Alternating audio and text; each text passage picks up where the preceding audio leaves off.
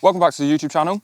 We are doing a full deep clean on the 996 now, after doing the headlight restoration in the previous video. This is one I'm very excited for. It's going to be nice to see the before and after of this. We're going to do all the inside, wet vac all the carpets, get them nice and fresh, all of the smell out from previous owners, the fire damage that it's once had, and then on the outside we're going to give it a full wash, full decontamination and full paint correction, get this thing looking absolutely spanking.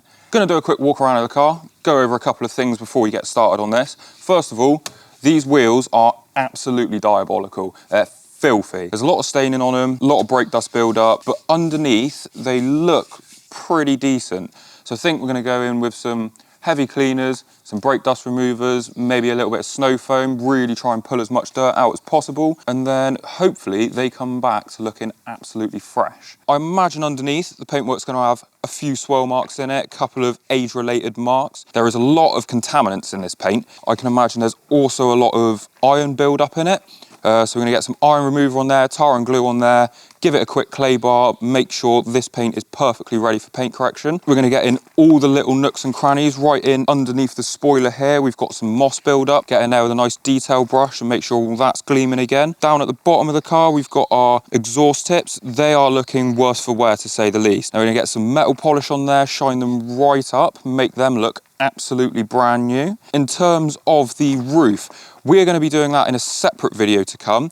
We've got a little bit of a challenge coming for that, whether we can use a couple of different products to see what gives the best sort of outcome. I'm going to use My Way, and then we've got a few products that we've bought in specifically for this video to see how well we can get that back to its original colour. Right now it does look black where it's obviously been out in the sun. There's got some mould, moss in there, but believe it or not, that roof is actually blue. When we come to the interior, we'll go over all of that stuff separately later on in the video, but that's going to involve wet vacuuming, proper seat clean, getting all the steering wheel nice and as it should be again, all the plastics, every little bit of this car is getting touched. So hopefully by the end, this should look completely different.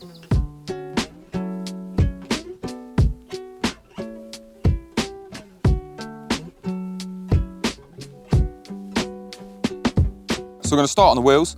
These are absolutely filthy. I'm going to start by just straight up pressure washing them off.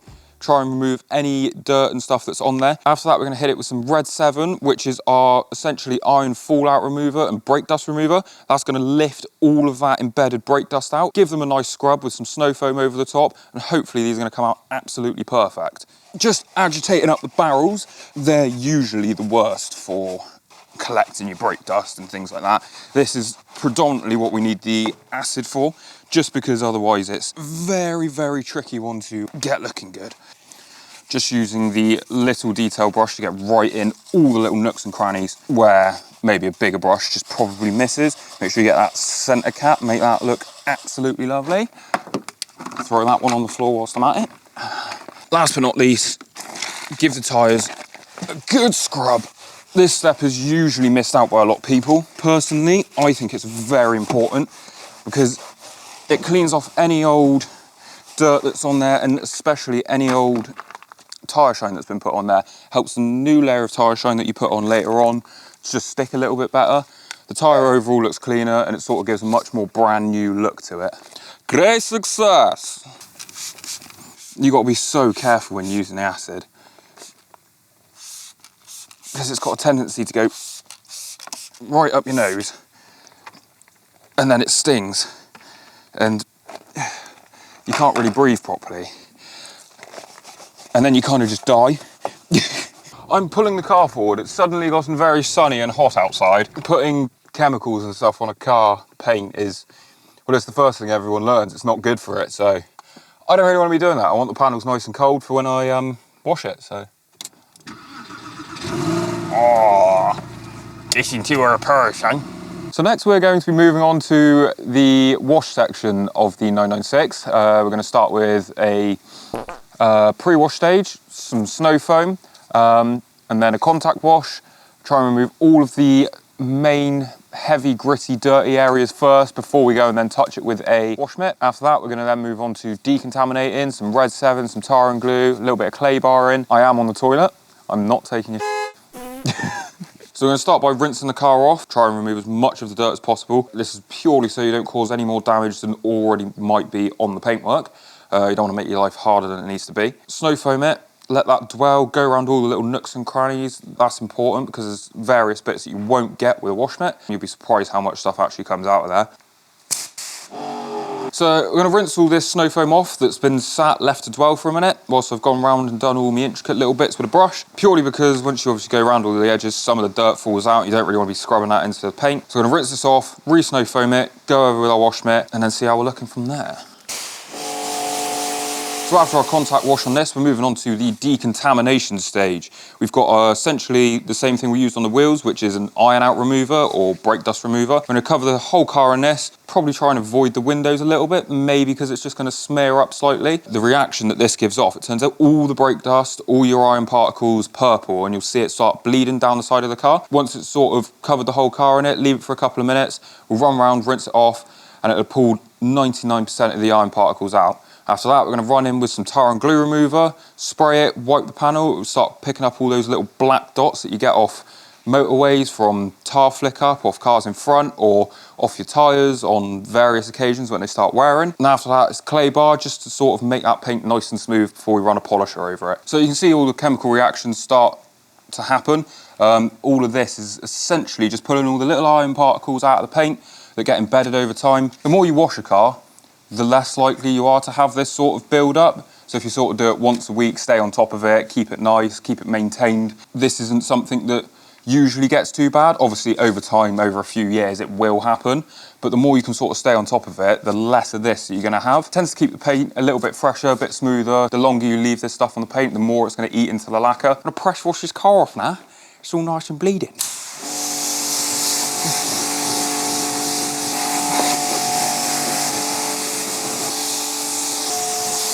So we've red 7 the car, tar and glued it, and we're about to clay bar it, head over to the valet bay, get on with the interior.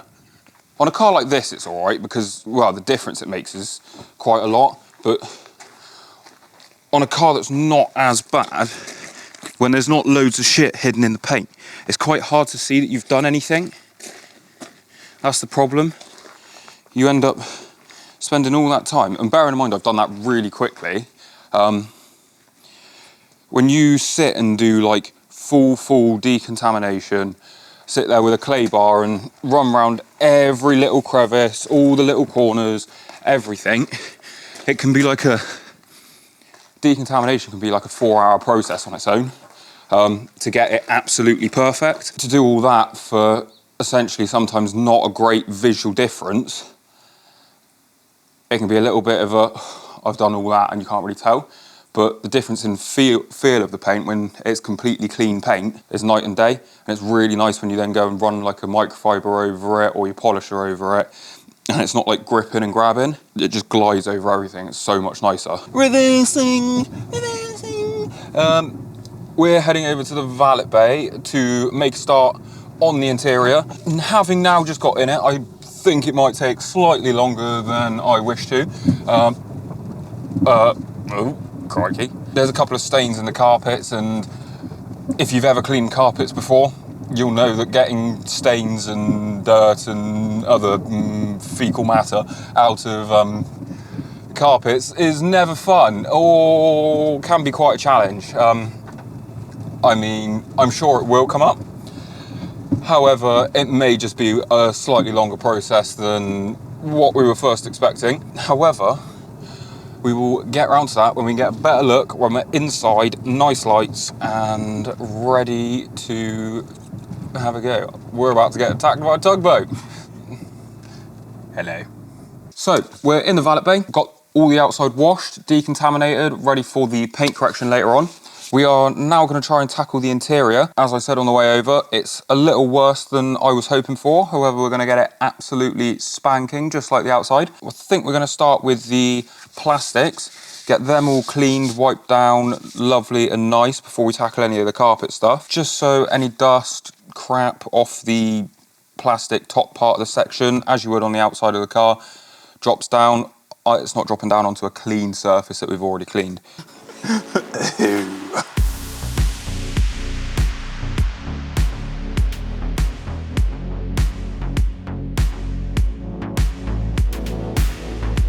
don't mind me just cleaning my rim. Well, you know, ow, I'm coming in. This may have not been the right idea.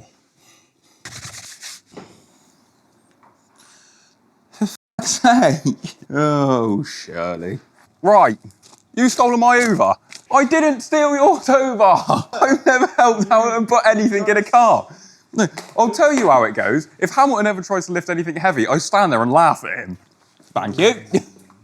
So, as we can see, these seats are looking rather shiny. Now, shiny leather is not clean leather, as much as it might look nice to people. Leather is meant to be a satin finish, or matte finish. It's not meant to have the sheen or shine that you see on a lot of them these days. That is actually grease and oil and bum juices that build up over time and make them go this sort of shiny, gross-ish finish on them. So, simple, leather, all-purpose cleaner, on a scrub pad, scrub like hell, buff, and you should be able to see a clear difference. After a good clean, you should be able to see a difference between a seat that has been done and a seat that hasn't. I think these are pretty decent. Obviously a couple wear and tear bits to them. However, I think that is much better than where they started. The full wash inside and all of that is quite a long process, and polishing takes equally as long. We are starting with a heavy cut over the car. There is quite a few marks and spots over the paintwork. I'm going to go a little bit careful on this, just because there's some dull patches, some light patches, and I don't really know how the lacquer is sitting. I haven't got a paint depth gauge on me, so it's quite hard to tell. So better to err on the side of caution as opposed to blowing straight through your clear coat. I don't know if the camera will pick it up too well, but we've got a nice spotlight straight on the panel. That's highlighting all the swirl marks, all the micro scratches, all that sort of stuff.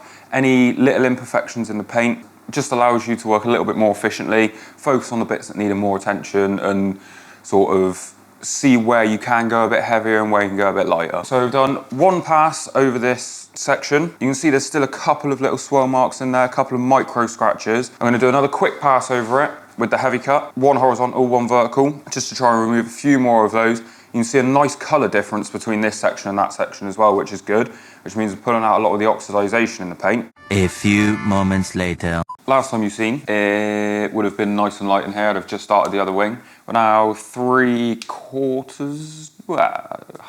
3/4 of the way around the car, cutting it. I've got all of the lights off apart from the big spotlight. This is purely so it highlights as many of the imperfections as possible. With all the lights on, it kind of blows them out a little bit, and it's still quite hard to see even with a direct light on. So turning everything else off, keeping that one on, it just highlights everything. You can really see the difference between where you've cut something and where you haven't, the parts that are still a bit faded, and especially the swirl marks. So if you look into this door, you can see all of the hazing and swirl marks and previous damage caused by poor washing and things like that.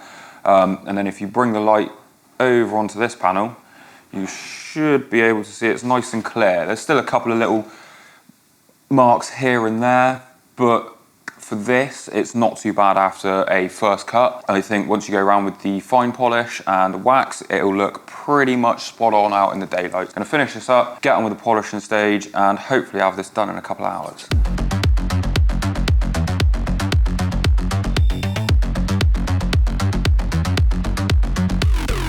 Right, so we've done with the cutting stage, we've done with the polishing stage, and we are done with the waxing sealant stage. For a 22-year-old car that was fire damaged, this has come out pretty well. All honesty, better than I thought. I thought that a couple of low spots, a couple of high spots were really gonna cause some issues, but all in all, there's a couple of bits that aren't perfect, but then again, it's a second-hand 22-year-old car. I think for the most part, it's pretty spot on. All the glosses come back, the colors come back exactly how it should be.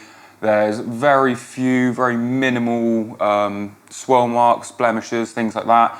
Obviously, in lighting conditions like this, it shows up absolutely everything. So once you pull it outside, it's gonna look absolutely fantastic. All in all, can't complain too much. I've got a couple of little tidy up bits to do, go around, touch up some bits on some wheels, just get those last little bits of dust off, a couple of bits in the door shuts, and finish wiping some of the windows off, and then yeah, all finished for this one.